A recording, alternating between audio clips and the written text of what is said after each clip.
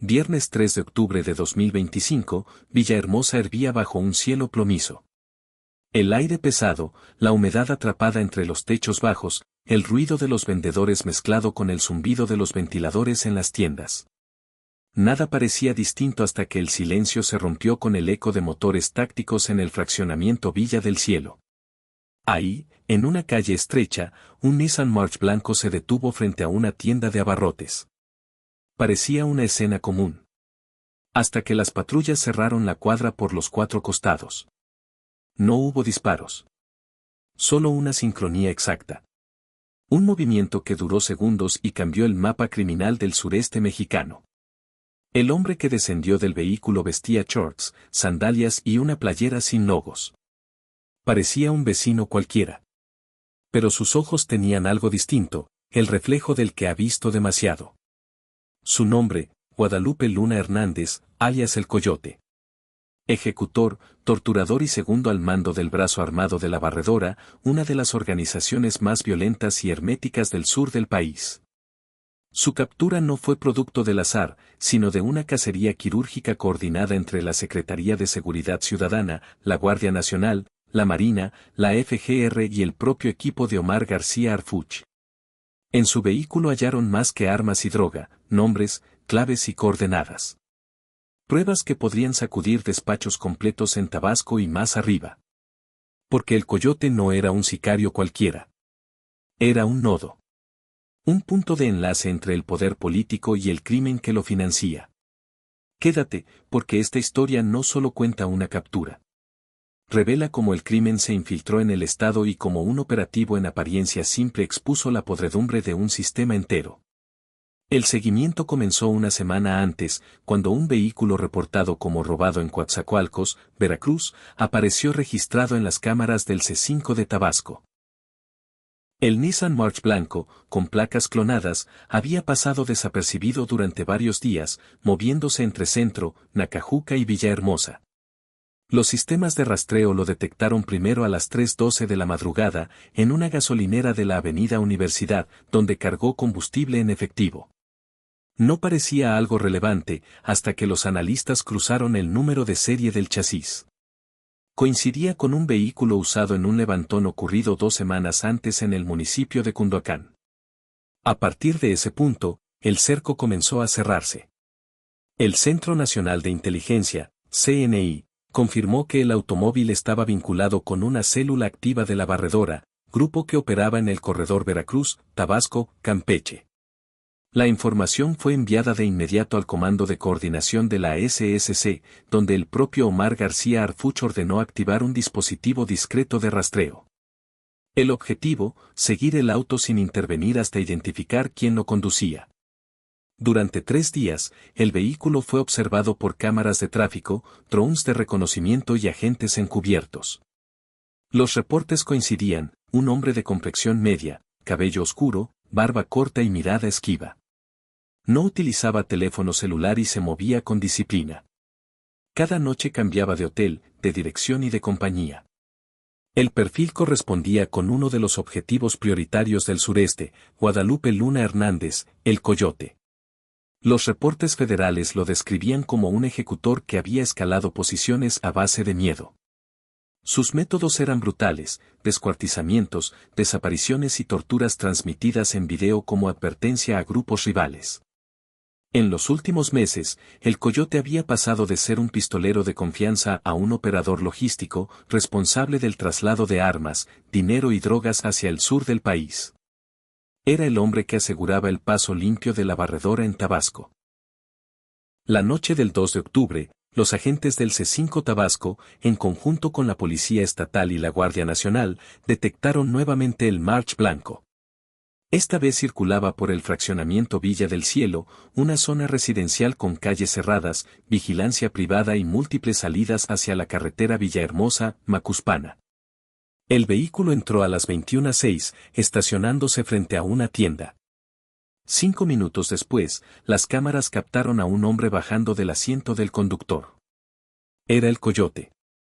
A las 21:15, el mensaje cifrado llegó al centro de mando en la Ciudad de México. Confirmado objetivo. En punto seguro. Solicita luz verde para captura. Harfuch leyó el reporte y respondió con una instrucción seca, sin rodeos. Procedan. Cierre total. Que no dispare primero.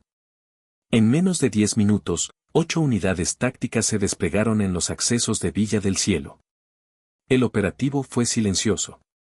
Las sirenas apagadas, las luces cortadas, solo el ruido de las botas sobre el pavimento húmedo. Los agentes del Grupo Especial de Intervención, GEI, avanzaron por las calles laterales, mientras un helicóptero del agrupamiento Cóndores sobrevolaba a baja altura, sin luz, vigilando los movimientos.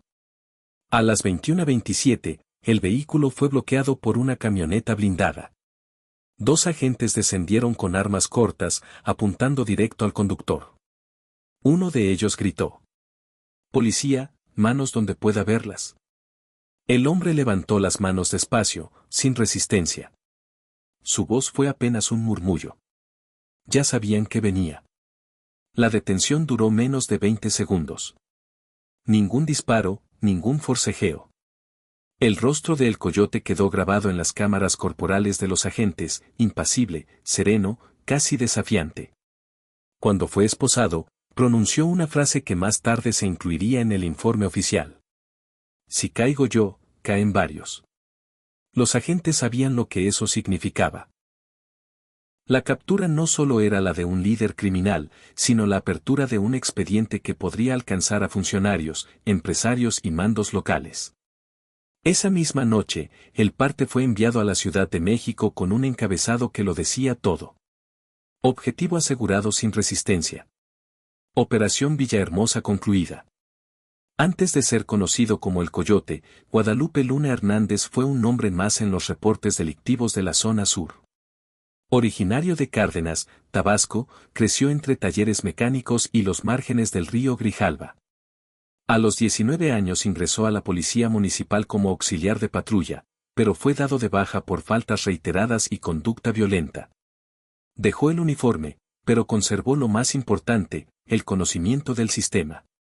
Sabía cómo funcionaban los reportes, los radios, las rutas de patrullaje, los tiempos de reacción y, sobre todo, a quién sobornar. Durante los años siguientes, su nombre comenzó a circular en los barrios más duros de Villahermosa. Primero como escolta, luego como cobrador, y finalmente como ejecutor. Los informes de inteligencia lo describen como un hombre frío, de pocas palabras, pero con una característica particular. Jamás mataba por impulso, solo por contrato. Su lealtad era al dinero, no a las siglas. Por eso, cuando la barredora comenzó a expandirse desde Veracruz hacia Tabasco, lo reclutaron sin dudarlo. La organización necesitaba a alguien con experiencia policial, que conociera el terreno y los movimientos de las corporaciones locales. El Coyote se convirtió en esa pieza. Al principio era un enlace, avisaba de operativos, movía armas, transportaba dinero. Pero con el tiempo, se volvió indispensable. Su eficiencia le ganó respeto, miedo y poder. Fue entonces cuando la barredora le asignó una tarea mayor, coordinar la plaza de Villahermosa. La transición fue rápida y sangrienta. Entre 2022 y 2024, Tabasco registró un incremento de ejecuciones atribuidas a su grupo. Los cuerpos aparecían en carreteras con la misma firma. Una cuerda azul atada en la muñeca derecha y un mensaje en cartulina. Era su sello, una advertencia. Su lema interno, el que habla, se borra. A diferencia de otros líderes criminales, el Coyote evitaba los lujos. No tenía mansiones ni autos deportivos. Vivía en casas rentadas, cambiaba de número telefónico cada semana y usaba vehículos robados para todos sus traslados. La discreción era su blindaje. Y detrás de esa fachada de humildad, movía millones. Los reportes financieros obtenidos por la Unidad de Inteligencia Financiera, UIF, revelaron que su red generaba ingresos superiores a los 20 millones de pesos mensuales, provenientes de 3 fuentes principales. 1. Extorsión a transportistas y comerciantes. 2. Cobro de piso a negocios en Villahermosa y Cárdenas. 3. Traslado de armas y metanfetamina desde Veracruz hacia Campeche y Quintana Roo. Su poder creció tanto que, en 2024, logró infiltrar elementos de seguridad municipal. Pagaba quincenas completas a ciertos mandos a cambio de información sobre retenes y operativos. Varios de ellos hoy enfrentan procesos judiciales. Otros simplemente desaparecieron. Uno de los informes más contundentes, al que tuvo acceso la Fiscalía tabasqueña, señalaba que el Coyote mantenía comunicación directa con un empresario de transporte que le proporcionaba camiones y rutas para el traslado de droga. En los chats incautados durante su detención, se encontró una conversación con la frase: "Si pasa la línea, la gasolina está asegurada". Los investigadores confirmaron que gasolina era el código para referirse a cargamentos de cristal. Pero el verdadero poder del Coyote no estaba en la violencia, sino en su red de silencios. Pagaba a vecinos, empleados públicos y hasta a personal de mantenimiento de cámaras de seguridad para alterar registros. Había creado un manto de invisibilidad alrededor de su nombre. Y durante casi 3 años, eso bastó para mantenerse a salvo. Su caída comenzó cuando un comando rival intentó emboscarlo en Acajuca. Las balas no lo alcanzaron, pero la investigación posterior dejó al descubierto su identidad. El número de serie de un arma usada en aquel ataque coincidió con una confiscada a su grupo semanas después. Ese dato encendió las alarmas del Centro Nacional de Inteligencia, que vinculó su red con desapariciones en Veracruz y homicidios en Tabasco. Fue entonces cuando su nombre entró en la lista prioritaria del sureste. Y la cacería, encabezada por Harfuch, ya no fue una opción, fue una decisión. A las pocas horas de su captura, los analistas descubrieron en su teléfono algo que confirmaba lo que muchos sospechaban. Una lista de contactos con nombres de funcionarios municipales, empresarios locales y mandos de seguridad. Era la evidencia de una red que nacía en las calles, pero terminaba en oficinas. La madrugada del 4 de octubre cayó sobre Villahermosa con un silencio inusual. El aire era espeso, las luces del búnker de la Fiscalía General del Estado permanecían encendidas. En una sala gris, iluminada por un solo foco, Guadalupe Luna Hernández, alias El Coyote, permanecía esposado, con las manos sobre la mesa metálica. Frente a él, 3 hombres, un agente ministerial, un psicólogo criminal y un observador de la Secretaría de Seguridad Ciudadana, enviado directamente por Omar García Harfuch. El interrogatorio comenzó a las 2:15. Durante los primeros minutos, El Coyote no dijo palabra. Solo miraba a su alrededor con calma, como si todo lo que ocurría hubiera sido previsto. No pedía abogado, ni agua, ni cigarrillos. Solo repetía una frase, casi en susurro. Ya sabían qué iba a pasar. El agente a cargo abrió un expediente con fotografías, mapas y registros. En la portada, un número de folio, tab 22-4567-2025. Era el archivo de la barredora. Uno de los más extensos en el sureste del país. Con voz firme, el interrogador comenzó. Sabemos quién eres. Sabemos dónde operas. Lo que necesitamos saber es quién te protege. La respuesta fue una sonrisa. Una sonrisa lenta, irónica, que duró más de lo esperado. Después, el silencio volvió a llenar la sala. Durante horas, los agentes presentaron pruebas, mensajes, transferencias, grabaciones y fotografías. Cada evidencia vinculaba al detenido con extorsiones, traslados de droga y homicidios. Pero lo que realmente interesaba a las autoridades no era lo que el Coyote hacía, sino con quién lo hacía. Y esa parte, sabían, sería la más difícil de arrancar.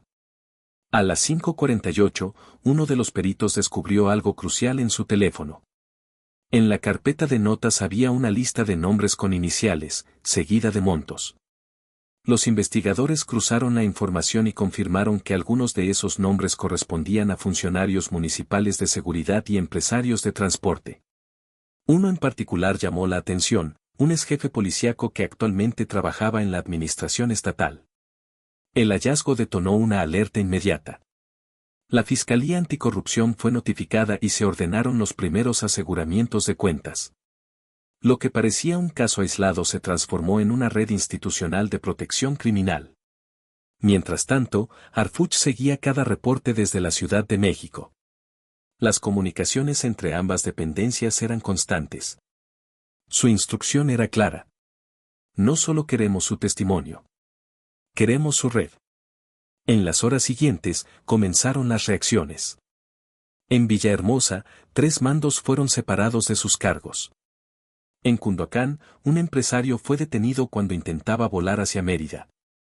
Y en la capital, los medios empezaban a preguntar lo inevitable. ¿Hasta dónde llegaba el poder del coyote? Dentro de la sala de interrogatorio, la tensión aumentaba. A las 7:03, el detenido habló por primera vez con claridad. Si les digo los nombres, mañana no amanezco. El silencio fue inmediato. El psicólogo tomó nota, indicador de amenaza real. Los analistas sabían lo que significaba. El coyote no temía por su libertad, sino por su vida. El hombre que había infundido miedo en decenas de víctimas, ahora lo reconocía en voz baja. La información que proporcionó en las siguientes horas fue suficiente para abrir 5 nuevas carpetas de investigación. Nombró a 3 empresarios, 2 mandos intermedios y un enlace político en el norte del estado. Todos bajo investigación por lavado de dinero, tráfico de armas y protección institucional. Los nombres fueron reservados, pero dentro de los círculos de seguridad se hablaba de un sismo en Tabasco. El parte oficial entregado a Harfuch al mediodía fue directo. El coyote coopera parcialmente. Reconoce vínculos con expolicías y empresarios locales. Aporta datos verificables. Nivel de riesgo alto. Horas después, un segundo reporte confirmó el impacto. Se registraron movimientos financieros inusuales, transferencias millonarias congeladas, vehículos asegurados y la salida del país de 2 personas ligadas a su red. El efecto dominó había comenzado. En los pasillos de la fiscalía, los agentes hablaban en voz baja. Alguien dijo: «No sabíamos que el sur estaba tan podrido». Otro respondió: «No, sí sabíamos. Solo faltaba quien lo dijera». El caso se volvió símbolo de algo más grande, la delgada línea entre el crimen y la autoridad. Harfuch, consciente del alcance, preparaba la declaración que sellaría el mensaje nacional. La noticia se extendió como fuego entre cables. Cae en Villahermosa líder de la barredora, vinculado con políticos y policías.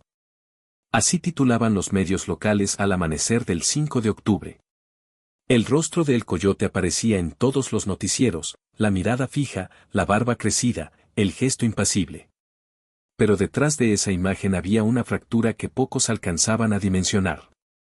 Su detención no era solo un golpe al crimen organizado, sino un mensaje directo a las estructuras de poder que lo habían protegido durante años.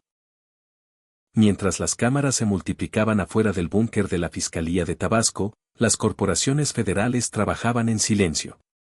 En menos de 24 horas, la Unidad de Inteligencia Financiera, la FGR y la Secretaría de Marina habían asegurado 9 propiedades, cuentas bancarias, vehículos y equipos de comunicación satelital. Los registros mostraban operaciones que involucraban a empresas fantasmas, contratos públicos y transferencias trianguladas con firmas de transporte. Era una red completa, una maquinaria económica que financiaba violencia y compraba lealtades. En la Ciudad de México, Omar García Harfuch ofreció una conferencia que duró apenas 8 minutos. De pie, con un expediente en la mano, resumió el caso en una frase que se repetiría en los titulares nacionales. Cuando la delincuencia se mezcla con la autoridad, el Estado tiene la obligación moral de arrancar la raíz, aunque duela. El mensaje era claro.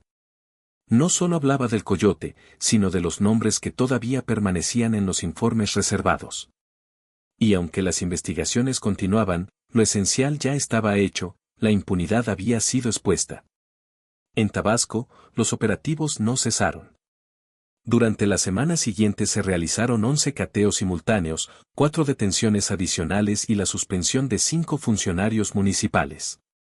Los rumores hablaban de un efecto purga en las corporaciones locales. Y aunque las autoridades evitaron confirmarlo, las calles de Villahermosa comenzaron a llenarse de uniformes federales. El mensaje era visible, incluso sin palabras, el territorio había cambiado de dueño. En los barrios donde la barredora había impuesto su ley durante años, los vecinos salieron de nuevo a las calles.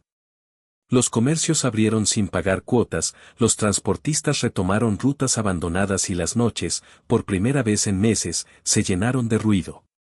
Un ruido distinto, el de la vida regresando. A los pocos días, los investigadores de la SSC confirmaron que el material incautado a El Coyote aportaría información clave para operaciones en Veracruz, Campeche y Quintana Roo. La captura de un solo hombre había destapado un sistema entero. Un engranaje donde policías, empresarios y criminales compartían la misma mesa. El informe final de la Secretaría cerró con una frase que resumía la magnitud del operativo. No fue solo la detención de un delincuente, fue el principio del fin de una red. Y aunque el caso aún sigue en tribunales, su impacto ya se siente en la forma en que el país mira al sur. La caída del Coyote no solo significó el fin de una célula criminal, sino el principio de una verdad incómoda. El crimen no opera en las sombras, sino en los reflejos del poder. En Villahermosa, los habitantes de Villa del Cielo aún recuerdan aquella noche silenciosa en que todo cambió.